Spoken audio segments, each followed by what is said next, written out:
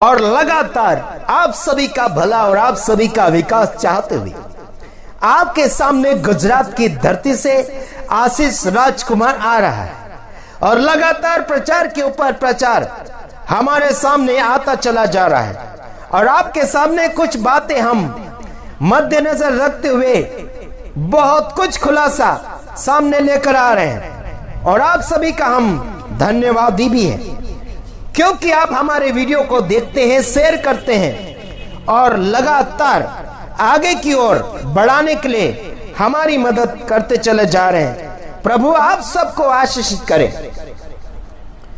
आगे हम देखते हैं रोमियो 1 का 16 वचन, सुसमाचार में न शर्माना। मतलब सुसमाचार प्रचार अगर आप कर रहे हैं तो आपको शर्माने की जरूरत नहीं है, कोई भी प्रकार की लाज रखने की जरूरत नहीं है। अनुवाद करने की जरूरत आपकी है और उसमें आपको खुलासा करने की जरूरत है। भाषा या फिर शब्द को छिपा कर बोलने के लिए कोशिश न करना। अगर आपको खुली रीति से और साफ सुथरा से अनुवाद करना आ रहा है, जिस शब्द का जिसमें लोगों को कोई समझ नहीं है उसका समझ देना चाहिए। बीच में मैंने व्यभिचार शब्द का अनुवाद किया था आदिवासी में। वो जो शब्द है विचित्र रीति से है, लेकिन वो बोलना बहुत जरूरी था। क्या था? उस शब्द को बोलना जरूरी है। बहुत कुछ ऐसे छिपाते हैं शब्द को जो पूरी रीति से बोलने के लिए कोशिश नहीं किया जा रहा है। आपको मैं इतना बताना चाहता हूं, 16 वचन में आप देखिए, रोमियो 1 का 16 वचन में क्या कहा गया?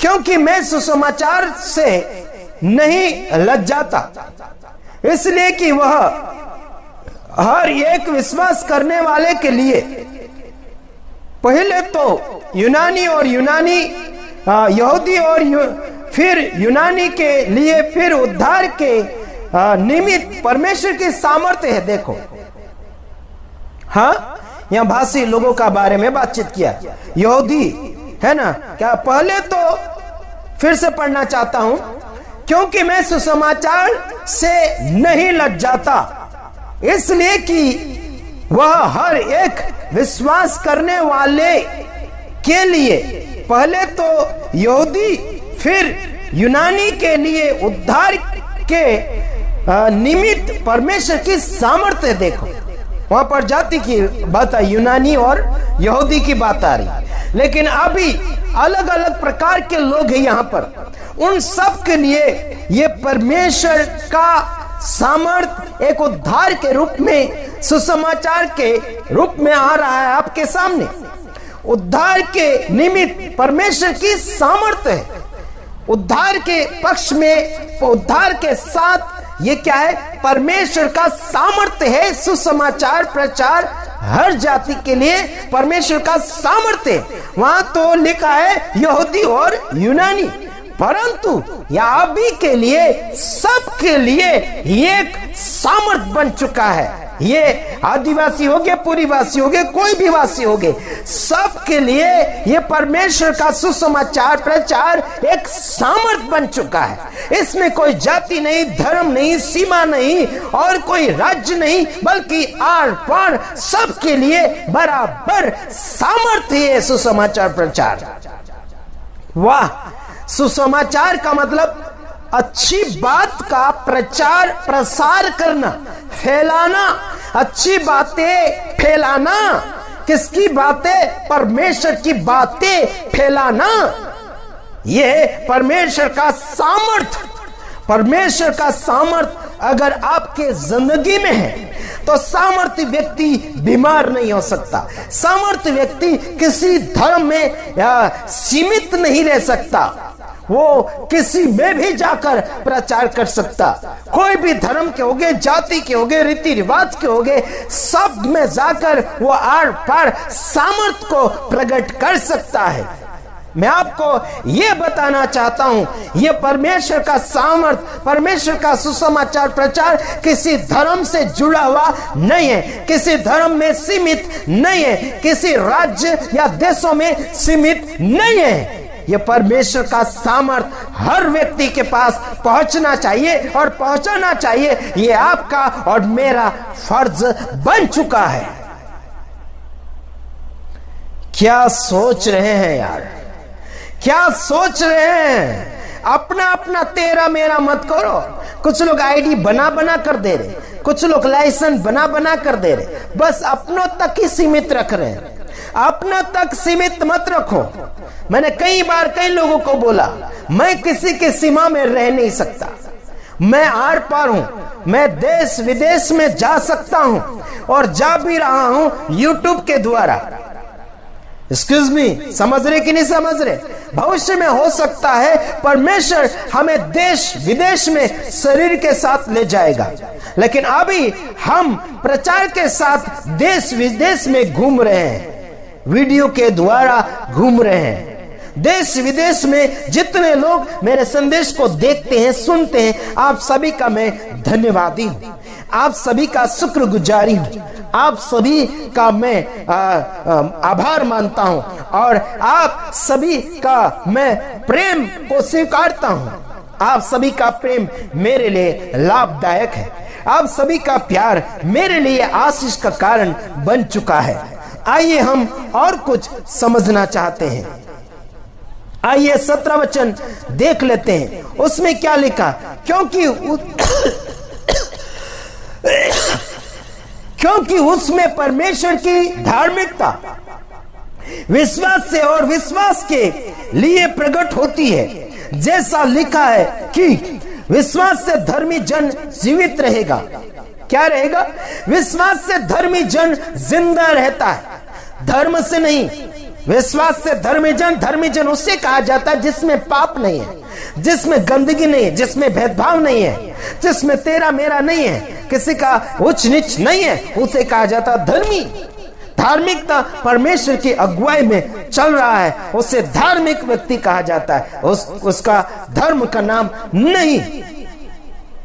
यानी कहा क्योंकि उसमें परमेश्वर की धार्मिकता विश्वास से और विश्वास के लिए प्रकट होती है, जैसा लिखा है कि विश्वास से धर्मी जन जीवित रहेगा। वाह क्या बात है!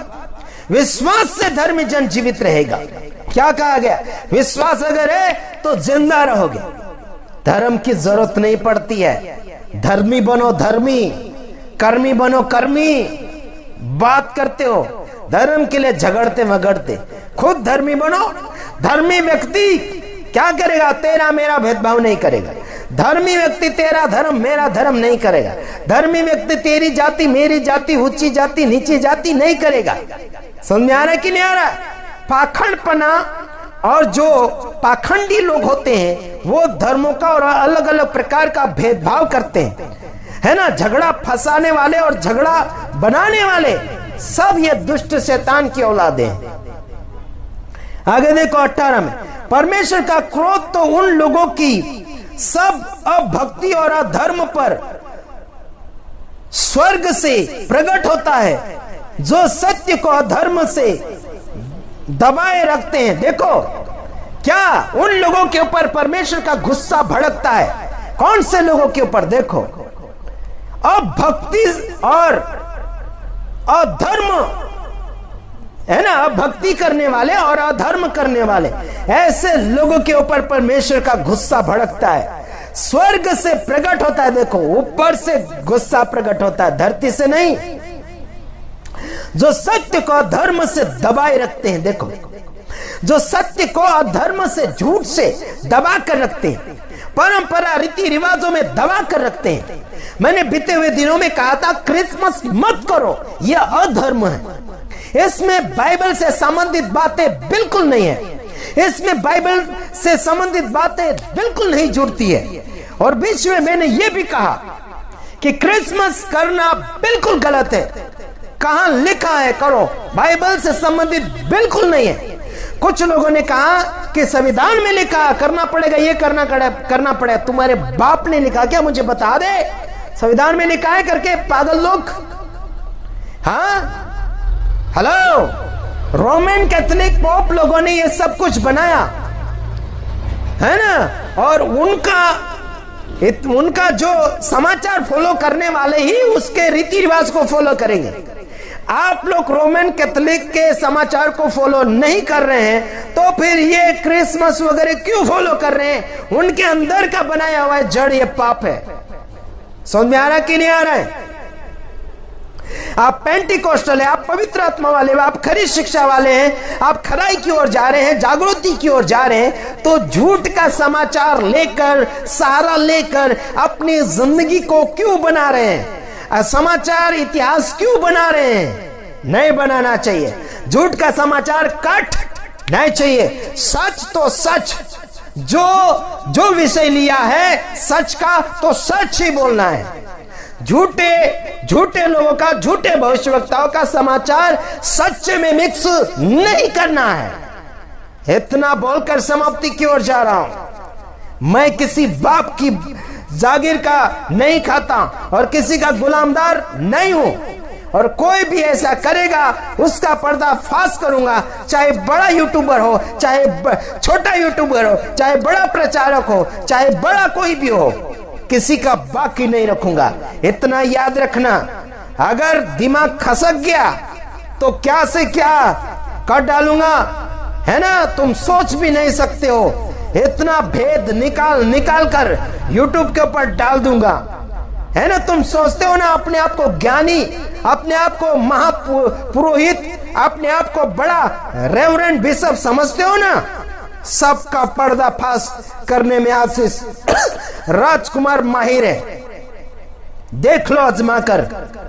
किसी बाप का बाकी नहीं रखता हूं और किसी बाप से डरता भी नहीं, केवल ऊपर वाले बाप से डरता हूं। बस यहीं से आपसे विदाई लेना चाहता हूं। God bless you, God bless you.